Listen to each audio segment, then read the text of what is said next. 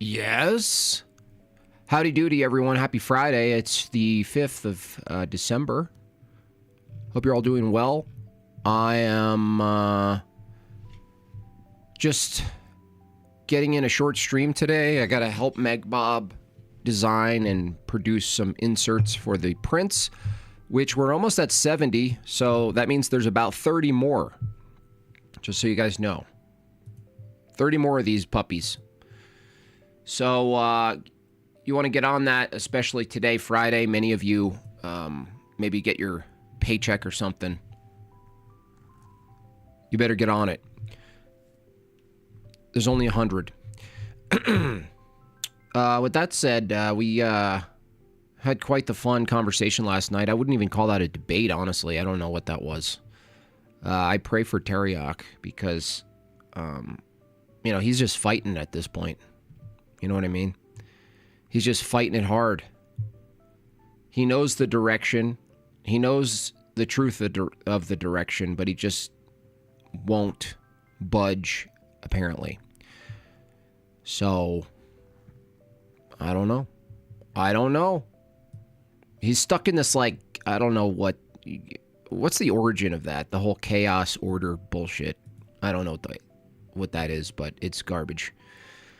What's going on? Colonel, thank you so much for kicking off the goal. The goal is going to be expedited today because I think I'm just going to be doing 2 hours or less. So if you're burdened with taxation, get it done. I was thinking I don't know if I could handle this. Handle it. Listening to Ben Thorpe at any level is probably brutal. Especially on a Friday. But he did a call-in with Bryce J. And he's talking about the schism and trying to do unity talk. And I just think the whole thing's a mess. You know what I mean? There's no such thing. You can't do unity. You can't unite with heresy. There can only be one true church. You can't... You know what I mean? It's almost like, you know what it is? You know what it's like? It's like monophysitism, but for the church. It's like, the church has two ontologies, but you could mix them together for a third ontology. And it's the soft serve Catholicism and Orthodoxy ice cream mix. Just stop. Stop. There's another video that I actually can't watch. I wish it was someone else talking, but Will Duffy. I met Will Duffy. He was the one who sort of infiltrated Flat Earth. You guys, you know that guy? I met him at Nashville. He went to the debate con. And now he's kind of sitting in with that insufferable goblin, gutsick Gibbon. And, he's just kind of sitting there listening to what she's saying. He's not refuting anything. He's not countering. He's just kind of sitting and being taught this. But she's doing these 4-hour talks. And I dipped in on some of them, and it's just all it is the more claims, more assertions. But if she wasn't so annoying, I would actually watch it. I wish I could maybe change her voice or something and her face. I mean, I can't... I want to see what happens there. There's a section about wings. They always fall into the same trap, the wings of an insect. How she says the first winged insect looked like a dragonfly, and I'm like, do you understand that from an evolutionary perspective, that insect once didn't have wings, and then you need almost wings? You know what I mean? You know what I mean?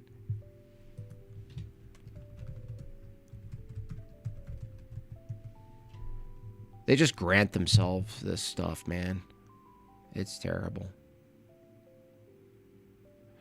Check my live react. I don't know what channel that is, sir. Live react. I don't know where that is.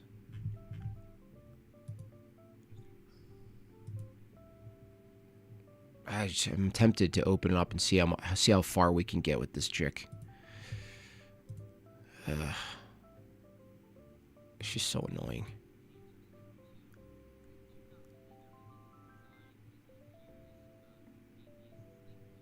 Actually, let me hear Will's argument. He's gonna set an argument out here. Let's do this. This should be interesting, actually. Take a look-see here. Let's see what he has to say about this.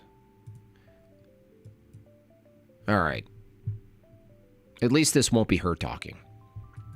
And I noticed a bunch of people in the comments were talking about this as well. I do think that this teleological argument, which goes back to William Paley, who really kind of made it famous with the watchmaker analogy, I still think it's a good argument. So I've made a quick presentation that I'm going to share right now. Let's see here. I'll give 3 examples. One would be SETI, the search for extraterrestrial intelligence. Watch ecosystems emerge with no designer. Fair argument. Oh, these are her claims? Why can't we differentiate between the design and the natural? And then your conclusion, I hope he gets to teleology, was we can't differentiate between the designed and the natural. And so the problem with teleology is this. That's where teleology runs into the problem. It can't come up with the scientific means to discriminate. Isn't that ironic? Isn't that completely ironic? Erica Gutsick Goblin says, in counters to a teleological issue, right? She says that it can't come up with the scientific means to discriminate. Scientific means would be some sort of purposeful methodology, dude. Lady, dude. Also, Gutsick Gibbon, you'd be using your brain, which would also necessarily be purposeful toward thinking and reasoning. But evolution doesn't favor that because your brain, Gutsick Goblin, is accidental. You have an accidental brain.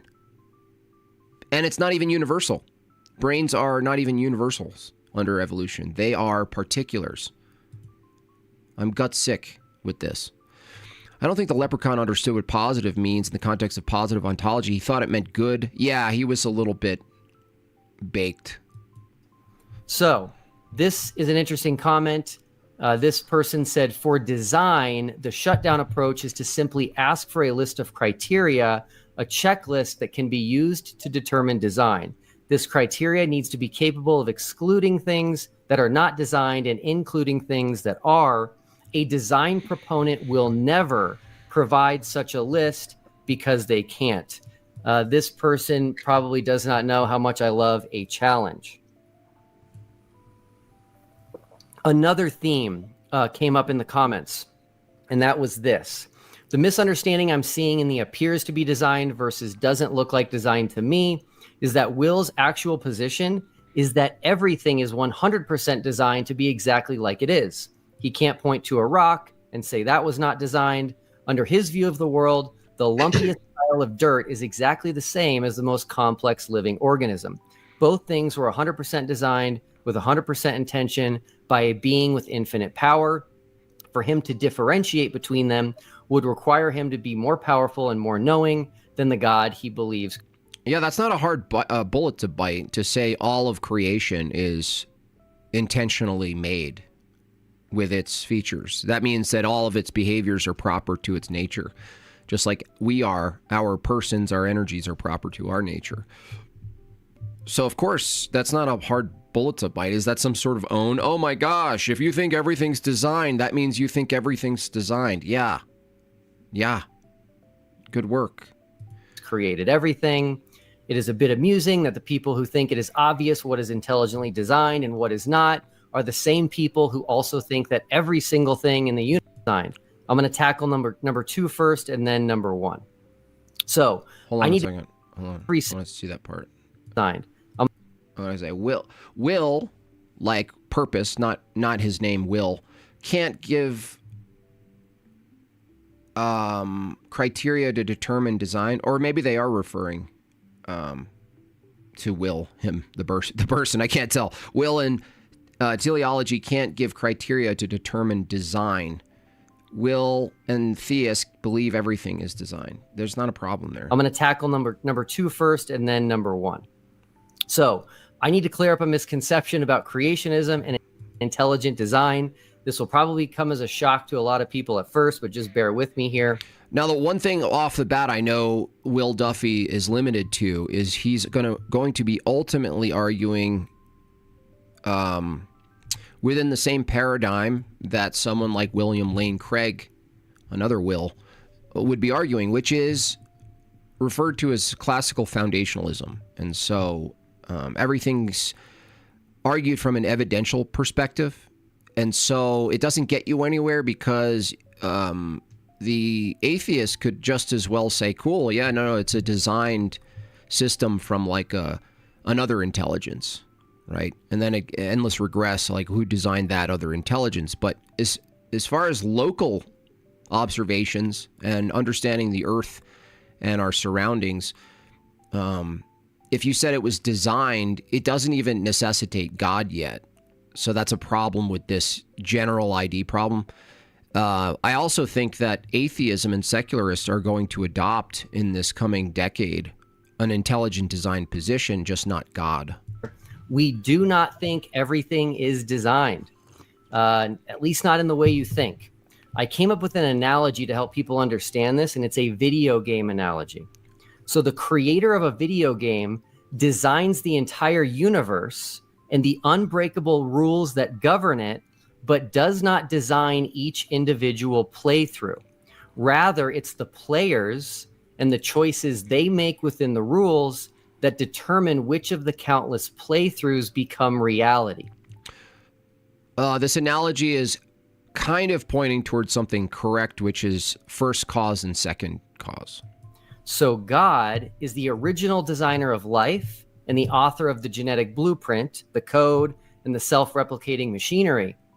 Once that original design was in place, atheists think we do, based on the classic example. The one on the left is actually Mount Rushmore before it was carved, and then Mount Rushmore on the right is clearly designed. Here we have flint. If you find flint in nature, it's never going to have the design that we see on the right, which is symmetrical. It comes to a point, it has sharp edges, and it has notches on it. So those are all examples of what I would call 1A. See, people conflate design with some sort of like maybe aesthetic choice or something like this. I would go more rudimentary with this. And it's kind of points to not tag itself as the argument, but it points to a bigger question, which is the regularity of nature and how things operate has its own particular function, the way it is. The atheist just says it is the way it is, but that's ad hoc. You know, so forget before you skip between. Got another print. That's 68, y'all. That means there's only 32 left. Instead of comparing a rock before you make an arrowhead out of the rock or flint out of the rock, look at the rock itself and notice that everything in our reality has regularity in its composition and behaviors, if it does have behaviors. And that right there is something that the objects themselves can't account for. In other words, the fact that a mountain exists and a rock exists, the objects themselves can't account for the rock falling down the mountain. That's the object. The behavior doesn't come out of the object. The behaviors are something else. So this is a thing that atheists can't really deal with. They just grant themselves laws of nature, right? They just grant themselves laws of nature. But laws of nature are not physical. You don't find a law of nature like you find a rock. The behaviors of things, this is why, like, remember Breakfast Tacos argument? Stuff comes from stuff. Everything we see, every phenomenon we see comes from previous stuff. Well, I completely obliterated that argument because if everything we see includes the way in which things operate, you can't say it comes from stuff. You can say egg comes from a chicken and a chicken comes from an egg. But you can't say the way in which the chicken behaves and the egg behaves and the process that and the laws that are abided by through that process, they don't come from the chicken or the egg. So, design. Is gravity not perhaps an emergent property? Would be just a meaningless distinction, emergent property.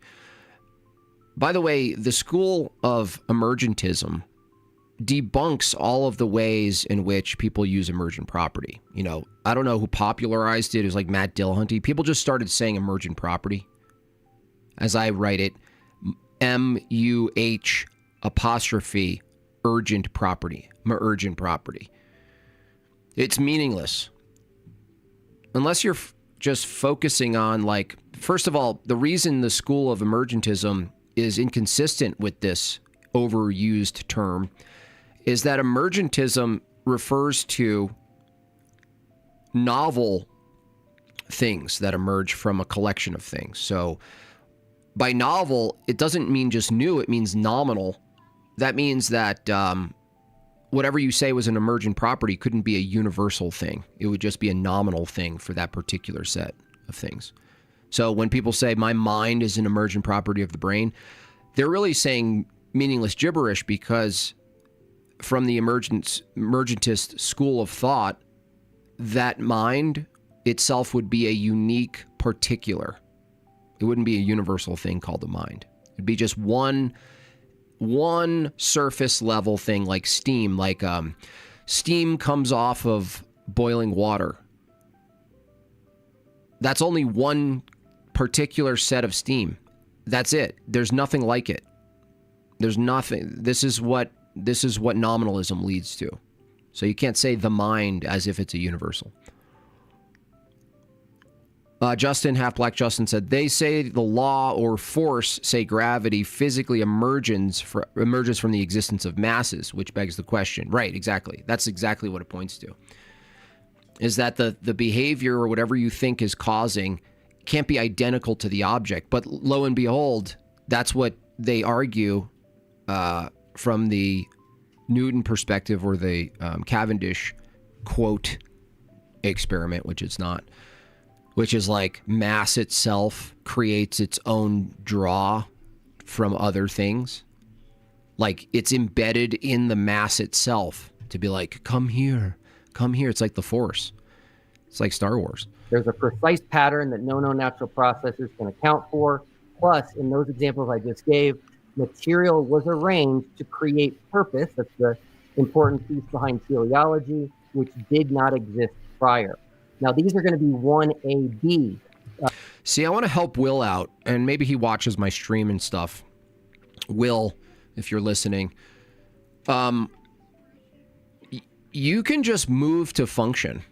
You know what I mean? You could skip all of this if you'd like, and just point to evolution and say, ask Gutsick Gibbon, does the liver have purpose? She'll have to say no, or she'll obfuscate, and she'll say, well, in a sense it has a purpose, and in a sense it doesn't. Just like Peterson. In a sense it's conceptual, and in a sense it's not, right? It's either or and both, right? But the thing is, when you talk about evolution with these people, you say you point to the function of things, and the function can't be separated from the purpose. So you ask anybody to describe function without a task orientation, right? So does the liver do something? Yeah, it does. Did it do it on purpose? No, accidentally. Oh, okay. So everything else in your body, through an evolutionary view, accidentally manifests itself as highly specialized purpose? Yeah, that's what evolution is. Yeah, that's insane. On what principle of reasoning would you posit that an accidental process with no guiding force or structure produce pure intentionality and function? Why would you think that?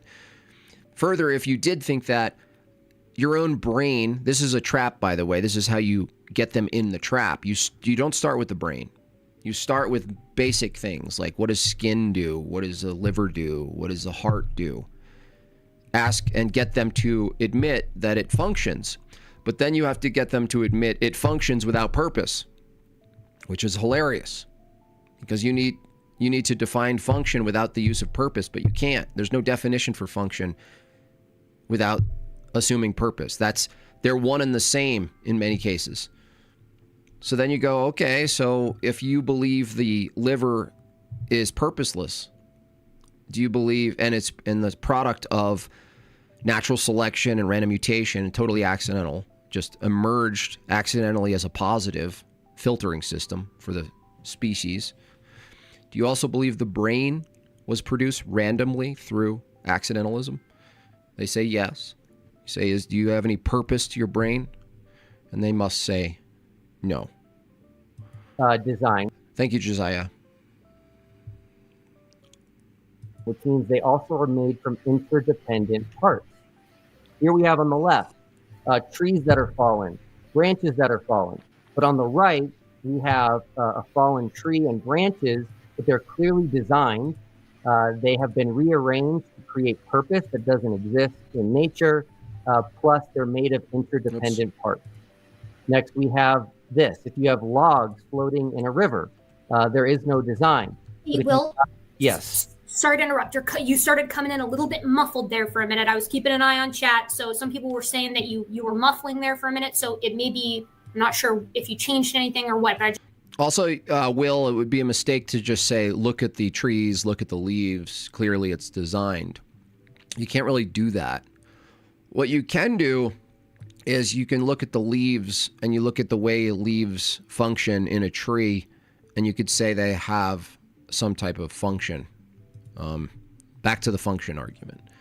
So just get them to admit function first. You can't skip to look at the design, look at the leaf, look at the design. This is not a good, that's not even an argument. So this is going to get torn apart, Will, if you just say, look at stuff. Clearly it's a thing. I just want to make sure that everyone can hear you. So whatever you were doing before, do that again. Okay, I'll try. Everything should be the same. Just let me know if there's any issues. That's whatever you're doing right now is great. I can hear you crystal clear. Okay, awesome. So if you've got some logs or sticks floating in a river, there is no design. But if you have these sticks all in a similar shape put together, you have design. You now have purpose that did not exist prior, and it's made of interdependent parts. Here's one that I love. You've got rocks in rivers, river rocks, flat rocks, smooth rocks, but the one on the right is clearly designed. It has rocks that go from large to small stacked on top of each other. That is something that never happens naturally, so that was designed.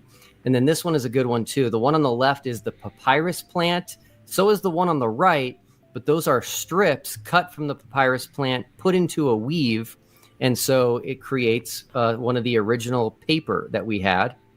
And then finally, contains information. Information's a big one. So here's two examples of. This is one of my main arguments, information. I don't know if Will is going to take this approach, but if you get the naturalist, in this case, Gutsick Gibbon, up there, to admit that there's information in nature, she won't be able to justify it. Why? My atheist buddies hate this, but it's just a fact. Information's immaterial. You can't find information as matter in nature. So this is a key thing. If information is habitually mind dependent and it's not found in nature physically, then you've suddenly necessitated a mind for nature, because nature itself and its operations isn't strictly composed of material. For instance, behaviors, they're not material. Of something that is a precise pattern that no known natural Max. process Nice can account for, that also contains information. I actually took the picture on the right. This was from my last trip to Disney World. I noticed the clouds looked funny, and I looked at them and I noticed they were spelling something. Jesus for. Cam Bam says, Jim Bob, are humans a product of autonomous artificial selection in the same way that humans select preferable genes in plants and animals to breed? No. The fact that a human can select means it's not artificial. It's if anything, the only natural selection that exists, ironically, is the animals and creatures who have a type of will in the matter, which evolution denies will, but assumes there's some sort of selection happening from nature. And it's just their colloquial way of saying nature decides, but it's not thinking. Nature decides the fate of animals and species. Species randomly do things completely. They randomly develop an eyeball or not. Notice how you don't see any animals today in the process of developing something that's clearly not functioning yet. Not one. Isn't that bizarre? That means that if evolution were true, every single step between point A of a mechanism and its arbitrary completion, point B, every step in between is ostensibly functional and totally perfect and proper to the animal's body. Do you know what I mean by that?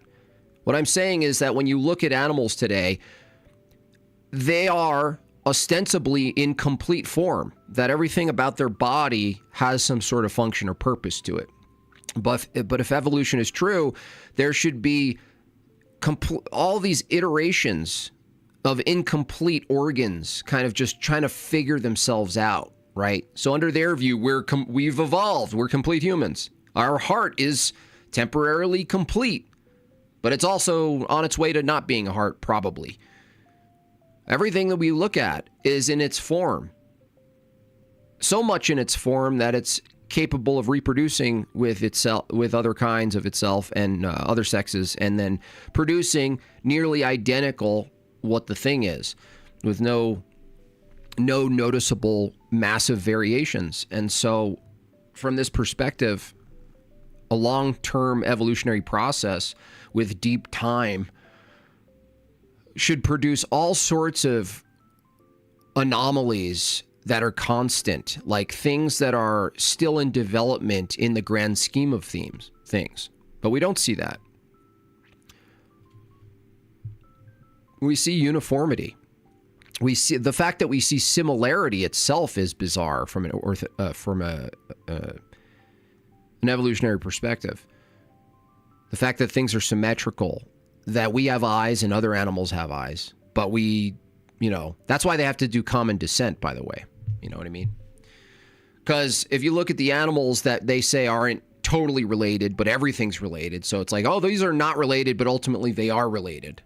Everything's related, but everything is not related closely right now. Whatever. The fact that we have eyes that do a thing that eyes do, ears that do, right, hands and bones and the rest, and there's all these other animals that are unrelated to us also have these things. The reason they need common descent, that's why they need this like sort of ultimate Luca universal ancestor thing, the one true ancestor. Because without that, you couldn't possibly explain splintering out before things have eyes and noses and all these things, that they all accidentally developed the same similar universal things. So if you start from a seed called the ultimate universal ancestor and everything's a tree branching out, what I'm saying is that as the branching out happens from their perspective, certain things are no longer connected on the same timeline. So they're different branches. But during those branching out periods, they develop nearly identical things accidentally. Forgives. So in nature, clouds are never going to form letters and numbers equidistant apart. This is information. And then here we have writing hieroglyphics on papyrus plant, on old paper. And so we don't even have to know what these hieroglyphics mean. When we originally discovered hieroglyphics, we knew that they were designed. We knew that they contained information, but we didn't know what they meant or how to translate them until we discovered the Rosetta Stone. If anybody's looking for just like a textbook definition for design, I came up with this. Steelborn, $5. Afternoon, boss in chat. Great job last night. Teriak needs an abandoned Greek. Yeah, he just needs to go to liturgy, dude. There's just no excuse. I mean, it all comes down to like accountability and responsibility. Suddenly you're part of a church and then you have obligation. Whereas before you can just show up on panels whenever you want, do whatever you want. There's no calling to action for anything, right? And that's, by the way, that's better for men. It's better for men. It's better for Teriak to do that. It's worse for man to protect himself from obligation. Much worse for a man to protect himself and be like, oh, I'm going to isolate myself. I don't have to be a part of anything. The human shoulder mobility is a wonder of biology. Is that an insult? Arranging material and or ordering of parts for a specific purpose, resulting in a pattern or system that natural law...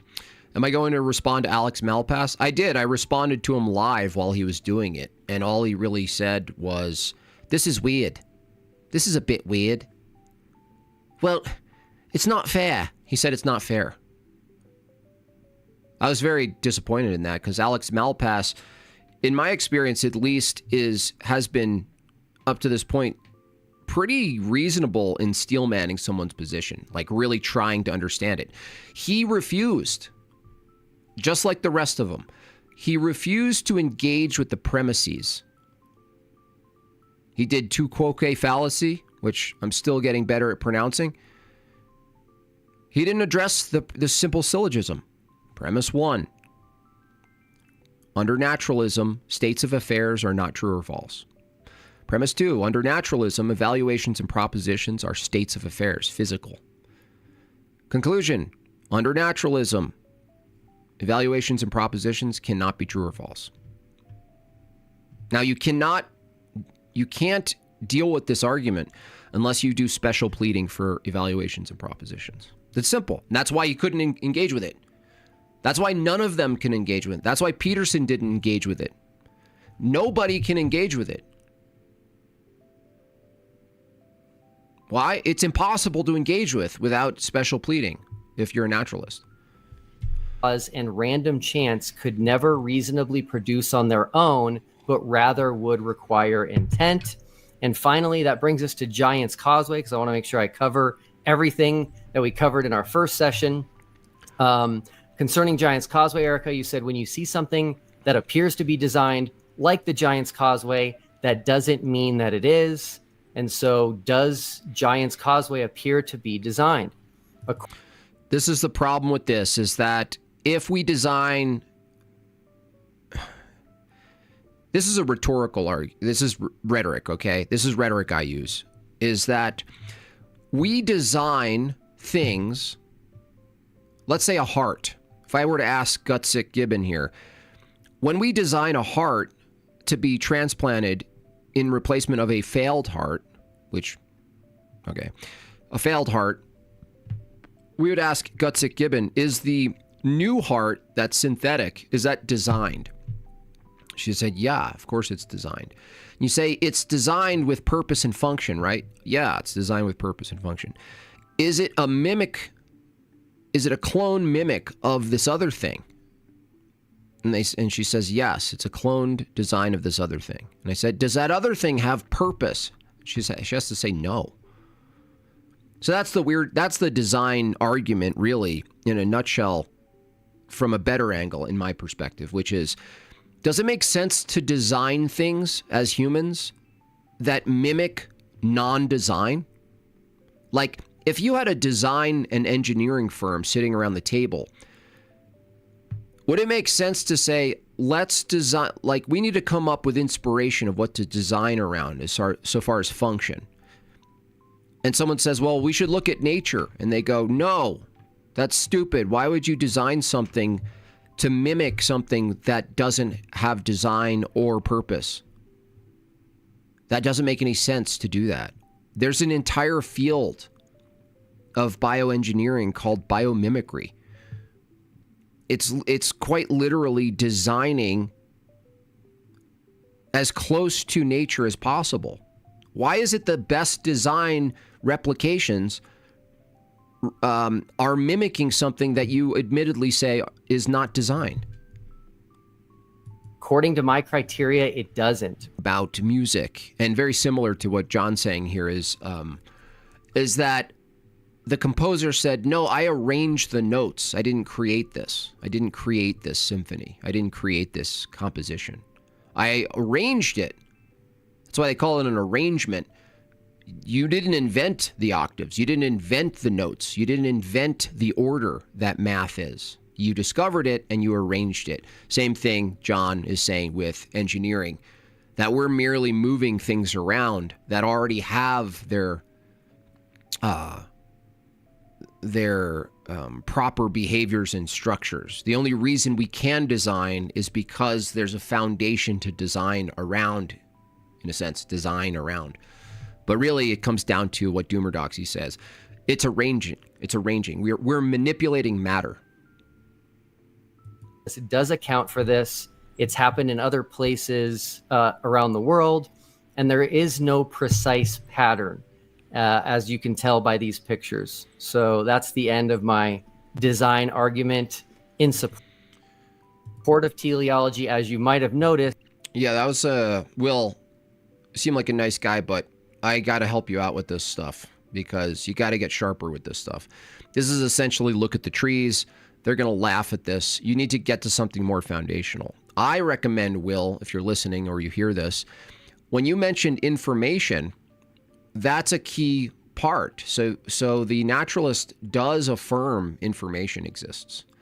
Now, once you get them in a bind, they have to face this problem, which is if information exists, they have to give an account for it. So they can't. There's no information itself. There's another order. We're up to, what, 68, 69 maybe? Information, for instance, the information we attribute to an apple, it's not found in the apple. It's not found. There's no information found in the apple. There's just material, raw data. My criteria does not mean evolution necessarily has to be false. If you successfully show me that evolution is the result of natural processes, then that's okay. But I still think this is a pretty solid design argument. Thank you, Will. So I hope you don't mind. I took out my phone and took a picture in the middle just so that I hate your voice so much. I hate your voice so much. I could go back to the slides while I was It actually hurts my ears. while I was watching. So the Sure. criteria that you have for design, She just sounds like a clarinet. I think this is interesting, and your examples I found to be interesting too. This isn't a debate on design, so I'm not going to harp on this too much. 'Cause God knows we have enough to get to. But I noticed that none, I don't think, of what you listed, of your examples of how to tell the difference between design and non-design were biological systems. And that's kind of the problem that I was getting at when I was talking about our previous conversation, is that intelligent design proponents, as far as I've seen, and I've looked quite a bit, I'm quite familiar with the ID folks and the kind of arguments that they make. I've never seen them present a means by which to differentiate between the change that they allow, the change that nature can create, and No. Nature? What? No. Change is metaphysical. I wouldn't grant her change at all. what must necessarily be the result of intervention by a divine entity, by God. See, this is a bad dialectic anyway, right? Which is like, maybe Will is just kind of getting in this blindly or something. But the dialectic is already off. This question of like design versus evolution, this is why it muddies the water, which I don't think is a good thing, to muddy the water. I don't think you need to come in with a positive design argument to produce massive problems internally for evolution. Snagglebeast, Jimry Bobbery, what a wacky debate. I can't believe Leprechaun Boy conceded the debate from the first sentence and still refused to follow the entailment of that concession. Yeah. It's so stupid that he kept conflating chaos with something indeterminate. Yeah. What a joke. Yeah, that was frustrating. He was conflating something you don't know is going to happen with it must be random if you don't know what's going to happen, which we gave massive counterexamples to. I think that whole thing derailed where we were at, honestly. That's why I said, I don't know if you guys stuck around, I actually said panels can be awful, not just because usually they bring up the worst, no offense. It's just that once you get somewhere with someone in a debate, which in this case was more of a conversation by the end, a conversation about me and Teriak exploring orthodoxy from his position and why he should take the next step. And what happens is you go to the panel and then immediately all of this other stuff is introduced and it sends Teriak back down into the depths of hell. That's what's annoying about it. Like the panel wasn't more helpful to him. You know, that's just how that works. It's just unfortunate. Like if I had it my way, that would just be finished and you just say, go, dude, you're almost there. You're almost in the door. Get into liturgy, buddy. Get in there. But then, you know, it's like, whoa, let's do the debate all over again.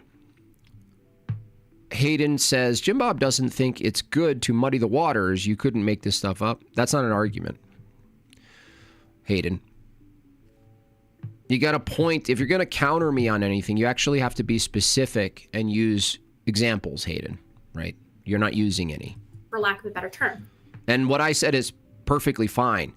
This muddies the water. You don't need to introduce intelligent design to poke holes in evolution. Just poke holes in evolution. They've tried. Usually you see something like irreducible complexity, which you did list that there. You have on B made from interdependent parts. I would agree, but it needs to be interdependent parts which do not have a feasible demonstrated pathway to them by a natural process. I think that's fair. I think we would both agree with that. No, you don't have that, Erica, though. You don't have a pathway from a non-liver to a liver. You don't have it. Yep. I would argue that your 1A, material arranged to create purpose, which did not exist prior, I think we'd have to quibble on what counts as purpose. Because we have in fact watched, and I will present to you examples today of observed instances of new purpose arriving to organisms, including humans. Now that leads us to C, which I think is arguably the best of these three as far as a design argument goes, which is contains information. But with regard to that, the argument there basically goes to, in the business, what we call abiogenesis or bust, which is an argument that I see a lot from intelligent design proponents or like people who aren't a big fan of evolution, that essentially says, okay, well, if you can't prove a naturalistic origin of life, then you can't have evolution. And no, I mean, I understand her perspective. I agree that you don't need to go to abiogenesis. However, once you question the origin of populations, we don't grant you populations. So, Erica, it is in fact an entailment. It's a consequence of when we say, like, for instance, I'll ask any evolution proponent, do you agree that the thing you're referring to as evolution produced the population giraffes that we see today? And they say, yeah, of course. And then you say, okay, well, because you guys grant yourself populations and you say, well, no, we talk about evolution once we have populations. Well, no. If populations you just admitted are produced by evolution, then you have to tell me how evolution produces populations. This question, which is totally valid to pose against the evolution proponent, actually starts the endless regress process. It just does. And you guys could probably see why.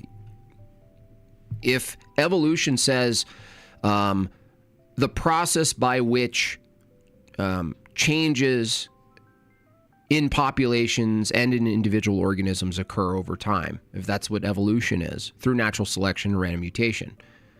If you say that, populations themselves are a phenomenon included in that definition.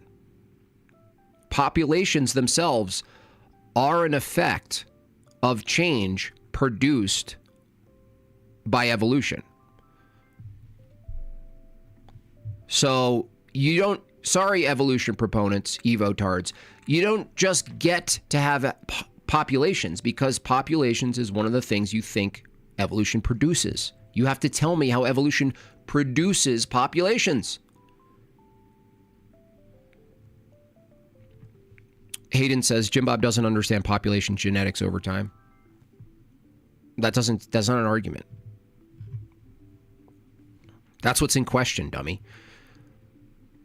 Do you understand that that's what's in question? Telling me I don't understand the thing in question is question begging. You dumb shit. It's like I disagree with that fundamentally because the overwhelming majority. Population genetics over time. I didn't, listen, Hayden, I didn't grant you populations, you dipshit. Do you understand, Hayden? I don't grant you populations because you need to have genetics in population. You need a population first. You retard? Can you read my last super chat? Yes. Steelborn says, would border collies or beagles, biological entities created with an intelligent design and purpose, be a good example for Will to use? Well, no. I mean, the thing is, if you argue intelligent design, you can't just point to animals and things and just claim they're designed, right? In order to do a design argument, you're going to have to somehow merge the evolution's proponents' definition of design with yours and show that they have to borrow from yours and that they're assuming something that shouldn't exist under their paradigm. So it's like, that's why I don't think the design argument is good in general, but certainly not good as a counter or a cross-examination of evolution. What you have here is two positive claims. That's why I call it, that's why it's muddy. You don't need two positive claims. It's like that one debate. Does the science support evolution, right? Or does the evidence support evolution? That was the topic of the debate. The counters to evolution, they brought up intelligent design and creation for no reason. There's no reason to do that. You don't have to do that. You don't have to talk about design. Of people who accept evolution just by basis on the fact that the majority of people are Christian here in the United States are theistic evolutionists, right? So they don't propose that evolution is something that is necessarily preceded by a naturalistic origin. Now that's a different conversation. And I do think, and I have said on this channel before, that I think there are viable models for abiogenesis that exist now. Several of them are competing, Models are not science, Gutsick Gibbon. It's an open question and I'm okay with it. There's no competing. You can't compete a model.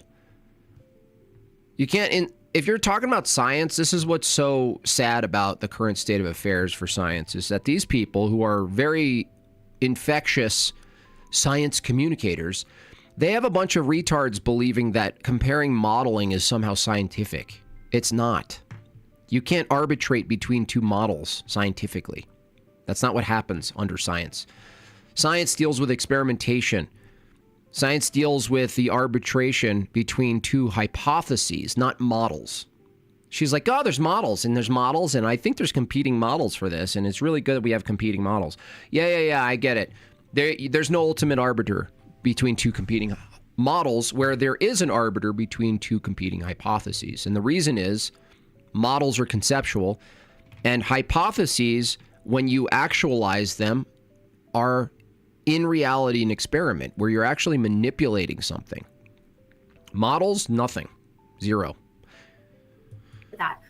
But that last argument, and you totally copped to this in the presentation that you just gave, like, to me, this has very, very little to do with evolution itself, and everything to do with a sort of a theistic argument, which I'm fine. I agree with her. It's not like, You could take this weird broken theistic view and say evolution is just this guided design process. The question is, does evolution happen? And does it happen in the way Gutsick Gibbon says it's happening? You know what I mean, Will Duffy? So I don't understand, like, Will Duffy is either out of his element here with debating this, or I don't know. Like, is he purposefully bringing in a false dialectic? Fine with. As I say to my students, I'm not here to argue that the world is inherently naturalistic. I'm here to argue that we investigate the world using materialism, right? So we. No, you don't. You investigate the world using philosophy, not materialism. Use methodological naturalism to investigate. No, you don't. You don't use methodological naturalism. You use a bunch of things, as pointed out in my debate, that exist outside of methodological naturalism. Methodological naturalism doesn't give you an account of information, evaluations, laws of logic, reasoning. You know what I mean? So these people are delusional. Oh, you use methodological naturalism. No, you don't. Even a rudimentary course in philosophy of science would debunk this claim that suddenly you have this neutral ground called methodological naturalism. You don't. I made this very clear in my debate against Peterson. And just so I'll educate anyone who doesn't know those fancy words real quick, just to get precise. Methodological naturalism. I'll show you the problems with it right off the bat here, okay? Methodological naturalism is the scientific principle that phenomena must be explained by natural causes and events. I don't know. Is there a phenomenon called reasoning that you're using to do methodological naturalism? Excluding supernatural or divine explanations from the scientific inquiry, okay? Well, it's a work on an assumption for science, not a belief about reality. No, sorry. All science is a belief about reality. In fact, reality itself is a metaphysical term, not a scientific one. These people are illiterate. To get the world because it's reliable. As I said at the beginning of the last presentation, when we were sort of differentiating between the types of questions that we ask and the fields that can answer them, science is. Jamab hasn't responded to my question. What is his hypothesis as to how we see life presented? Hypothesis? I don't have a scientific hypothesis. Hypotheses, Hayden, presuppose that life is the way it is first. Do you understand? This is like basic bullshit, dude. You're retarded. You can't do scientific hypothesis without assuming first nature in the way it is. So you clearly don't know what a hypothesis is. Hypothesis is, we're talking about induction once we have the regularity of nature, okay? That's what a scientific hypothesis is. You don't know what a scientific hypothesis is because nobody would use a scientific hypothesis to say, how do we have what we have? That's not a question of science. You retard. Science is after we have what we have, not before. It's a wonderful tool, but there are some questions that fucking moron. It's not built to answer, right? And these tend to be in the realm of the philosophical. Science isn't trying to prove or disprove God. And I think that design falls within the same category because what I'm going to show you today and over the course of several additional presentations is just how easy, I suppose is the word that I would use, how comprehensible, I guess is a better word, the origination of new information, whether we're talking about... I'm talking out my ass. Tell me what I said that's false. Notice how you can't engage with me, Hayden. You're a piece of shit. So if I say science can only be done, including hypotheses, after we have what we have, how are you going to counter me? Can you do science before we have what we have? Nitty says, Jim Bob denies forensics. No, I don't deny forensics. What are you talking about? I took forensics in college. will never solve difficult no, forensics also assumes the regularity of nature. You can't do forensics without nature being the way it is and using induction, that things have a regular pattern. For instance, when you shoot at a glass and the bullet hits the glass, the fracture of the glass starting from the center point of the impact creates very particular types of fractures. And it's that consistency of that fracturing that you can actually study. What's in question from Hayden's view is, give me a scientific hypothesis for how it is we have the preconditions for scientific hypotheses. That doesn't make sense. You hypothesize all the time? No. You're using a colloquial sense of the word hypothesis. I use hypotheticals.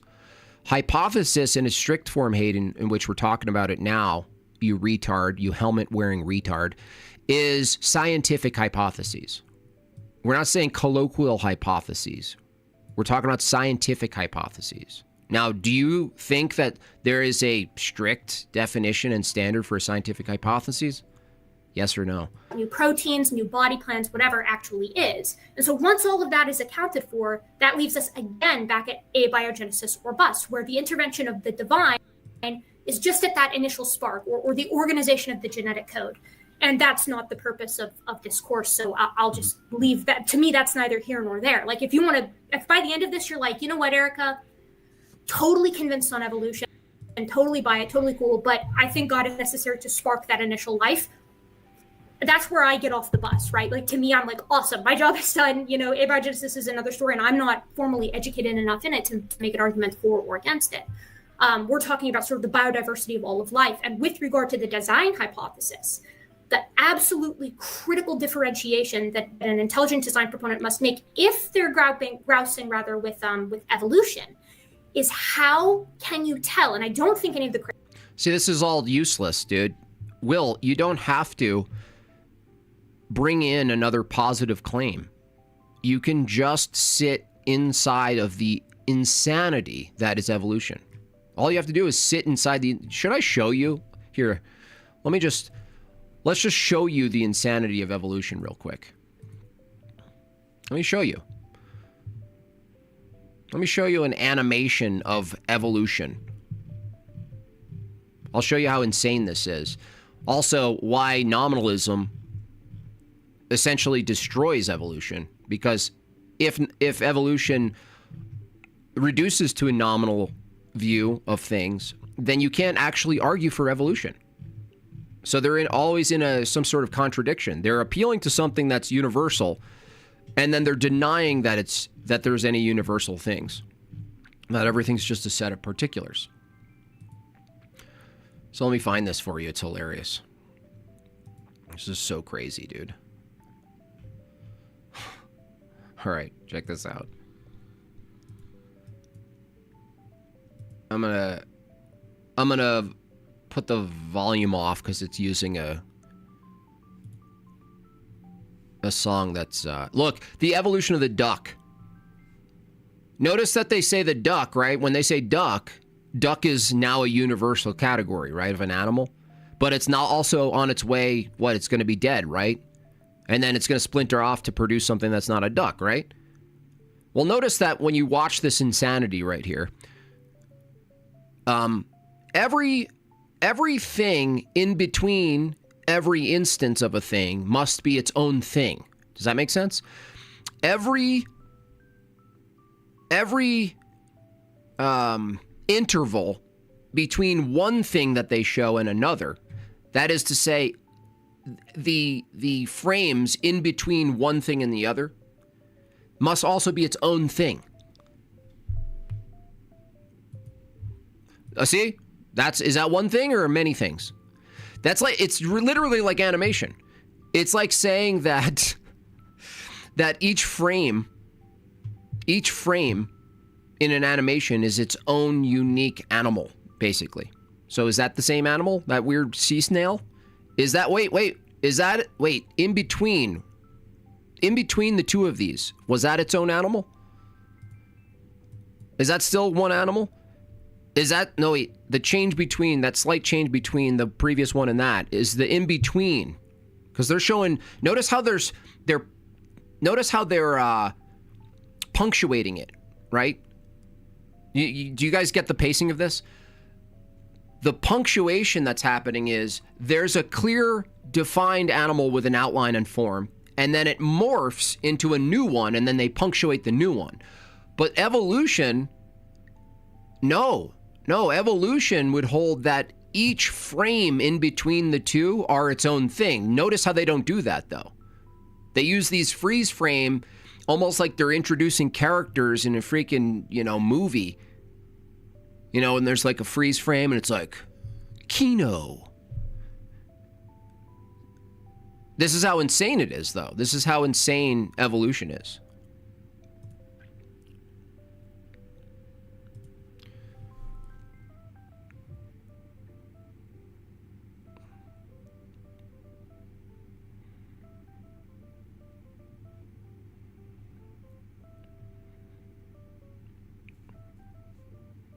See? Each freeze frame. Oh, it's a new thing now? Is it a new thing now? Is it a new thing now? Oh, it got smaller and bigger, and then it's a new thing? Oh, what's this? Oh, it just jumps into a bird. Just no explanation. And now it's a duck. I mean, this is gaslighting. This is making fun of evolution so hard. And the proponents of evolution. You look at this, you might as well just be a Hindu. You might as well just be a Hindu. That's what it looks like. That's what insanity looks like. No explanation. They can't explain this animation.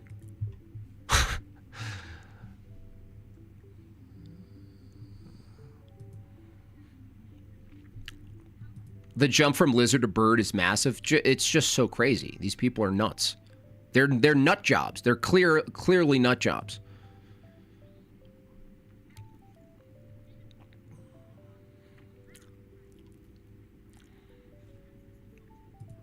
See, I don't think this is a good thing, honestly. It's not a good thing because you don't need all this crap to. Let's just talk about what the claims of evolution are. Mechanism of evolution. I can't wait.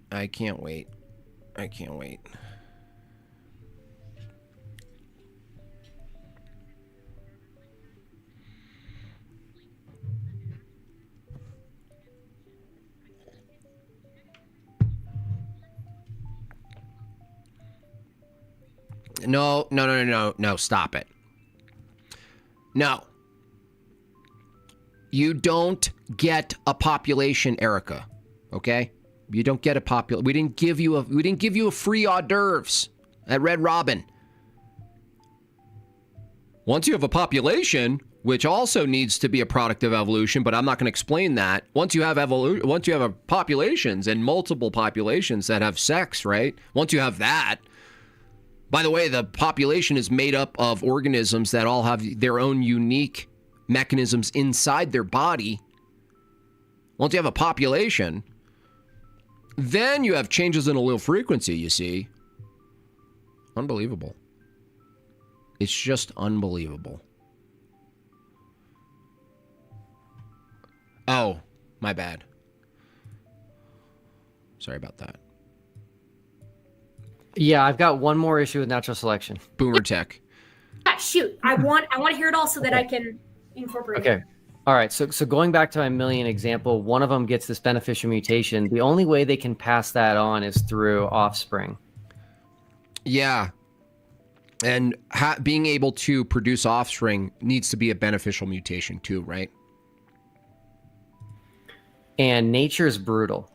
So let's say they have offspring, and they're not guaranteed to pass it on to all of their offspring either. See, Will, dude, you're not going for the jugular, Will. This is why, Will, I met Will, seems like a nice guy. I don't know anything about him, but honestly, this is like softball shit. Like, you're just granting her so much here. And so let's say they pass it on to yeah, two John, of the exactly. four. but then those two babies get eaten by another animal, right? Like animals target the babies or the young of other species because it's easier food, right? Like birds pick off turtles that have just hatched that are trying to go into the ocean. So I see something that I perceive as rare, a beneficial mutation, really having an uphill Nearly non-existent, Will. Saying rare is way too generous. battle to even continue just because of nature itself. By the way, the turtles already have their shells, right? Right? No. Will, there's a much more crucial, fatal flaw here. Why are you granting her any of this? You don't have to. You can just say, interesting. Beneficial mutations have to occur inside populations, right? Yeah, of course. Okay. Well, the population consists of animals that already have beneficial mutations, right? Yeah. Okay. So then is the ability to produce populations itself from a random mutation, from a beneficial mutation? She has to say yes. Well, then you have to account for populations. If populations itself is an effect of beneficial mutations, populations themselves, but you need populations to pass on beneficial mutations, you have a circular problem here under evolution.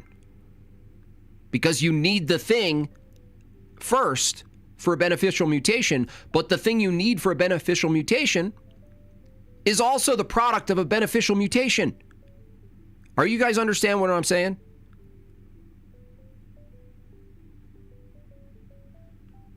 Beneficial mutations. You need the mechanism of procreation for beneficial mutations to pass it on, right? Well, you need populations, but populations themselves have to be the result of a beneficial mutation, but you need populations for beneficial mutations.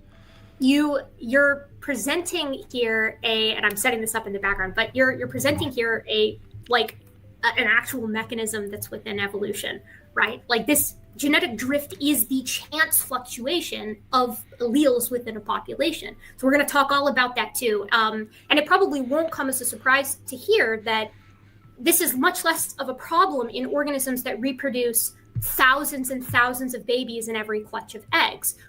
Oh, how convenient, Gutsick Gibbon. You granted yourself a population and eggs and things that have shells and the process of an egg developing and the process of a conceived egg and all that. It's amazing how much she grants herself. Well, it's not a big problem once you have everything I need.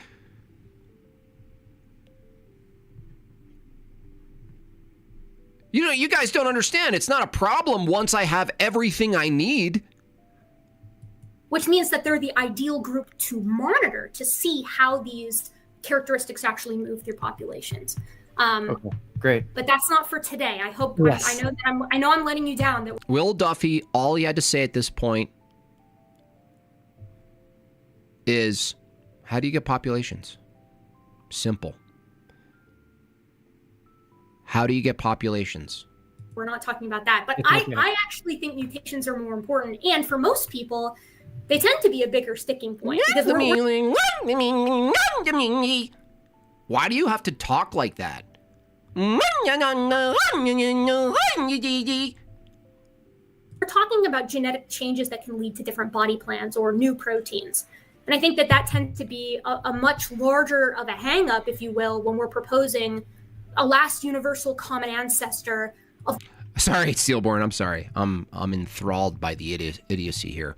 Hey, boss, look up shrink-wrapped hippo or deer real quick, and then think about every dinosaur. Shrink-wrapped hippo. Shrink-wrapped hippo. Yeah, 1 second. Of all life, which was a single cellular organism, to the stunning diversity of critters that we see alive today. I mean, there's got to be a lot of change to happen to yield all of these guys. And, mutation is going to be that primary source of new genes, of new interesting, dude. Variation. So let's get started with that, if that's okay. Excited. Luckily, okay, can you see that? Is that full screen for you? Looks great. Awesome. All right. So today we're talking about the mechanisms of evolution. I'll tell you ahead of time, Will, there's 4 primary mechanisms that I teach. And these are the 4 mechanisms that I believe most universities are going to teach, most textbooks are going to teach. Some of them break down subsets of them in different ways, but we'll just go with 4. The first of Yeah, the shrink wrap, I'll bring that up later, though. I saw that. It's like these skulls and the whole dinosaur thing, it makes it ambiguous, right? When you look at these things.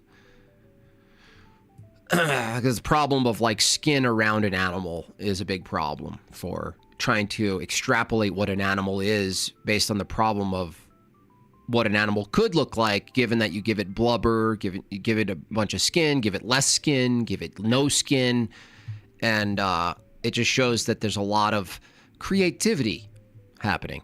Listening to an atheist is like listening to lore on a video game. It's like watching every animation that's unneeded on a video game, which is all animations. All animations are unneeded.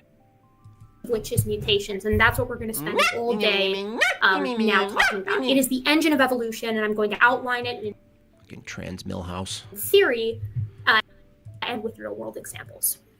You guys don't need to know about me. Hopefully, you all know. Please know. Hopefully, you all know where you are and who you're with. But my background is in biology generally. There's no way she doesn't have metallic breath. I'm also a science communicator here online. I'm here talking about Will. Talking to Will. About evolution and why the scientific community is convinced of it, how it applies to humans, and so on and so forth. This isn't a creationism debunking series, but I will address questions that Will has with relation to it as they come, sort of as we did at the beginning. We have... Shut up. Just a second here. There we go. Shut our up. roadmap, and we're here on our second sort of lecture of this unit, which is the basics of evolutionary theory, talking about the first of the 4 mechanisms, which is mutation. So a little bit of sort of context for where we are in time. Charles Darwin dies in 1882, and if you're like, what all happened before that? I want to know about the history of thought for all of this. You can check out the previous conversation that Will and I had, the previous lecture, where we go over the history of thought, and we ended with Darwin's death, so that's where we're picking up. By Darwin's death in 1882, the Earth... Oh, shut up. Would you just get into what you think is happening, please? I'm so tired of this, like, history lesson. And then Darwin... Shut up! No wonder these people are... The school's not doing well. I mean, can you imagine listening to this chick? Can you imagine you were an 8th grader and you had to listen to this goblin? Kill me! Kill me! Of course she's a teacher. The whole video is a kindergarten class. It's just so boring. It's just like, dude, we don't care about the framework. We want to know how a liver develops from not a liver, okay? Not a liver to a liver. Look, she's getting the law of segregation. Oh, cool. You have individuals. Every aspect of this, she grants herself things that already exist. Oh, well, you have the thing that exists. Let's just give the thing that exists. Look, oh, look. Look at this process here. Let's put it all together. Let's animate it. Bryce J. actually made a pretty good argument for dinosaurs. He showed the wall paintings and intricate carvings of different dinosaurs that are 1,000 years old. He thinks they live. Well, yeah, it's just a term of like what we're talking about, Austin, as far as what is a dinosaur. If we just a dinosaur in the most strictest sense is no more existing giant lizard-like animal or something like that, sure. But the framework of dinosaurs from the current paradigm and all the entertainment, that, like, they're, yeah, I understand. No, he does make a good argument that there are things that are big that existed that someone who's a dino lover would just say, no, that's 1 billion years old. They don't exist anymore. It's crazy. This is way worse than I actually can't even deal with it. Like, because I tried to skim a lot of this, and it's all this, like, she never gets into what's actually happening. All she's doing is pointing to things in reality and saying a process happens at the micro level like this, DNA replication. But there's something they can't do, and they'll never do, because it's insane. and it's not true, is draw out the cause and effect between this, if you grant it to them, DNA replication, random mutation, whatever else you want to grant them, making a move from a random mutation happens. Anything you want to happen, I'll grant it at the DNA level. Anything you want. Tell me how that change mechanically produces a functioning, hyper-specific thing called a liver or a brain. Or why is there any differentiation between the functions that it produces in the first place? This is how insane evolution truly is. From their view, this incomplete body that humans are, still in the process of undergoing some change or whatever, our brain was produced from a long process of random mutation. Thank you for those books. Thank you so much for that. Well, so is a shoulder. So are my small shoulders. So is a heart. So is a liver. So is a pancreas. So is every element of inside our body, from their view, was produced from random mutation. Another print order. Thank you so much. I think we're up about 70 something. So there's only 30 left now, you guys. This is all random mutation. Everything's a random product. They can't even tell me how one of those things was produced from random mutation, let alone all of them working consistently with each other. Think about the body. I mean, let's just look at it. Let's look at the human body's anatomy. Just so we're like visually clear.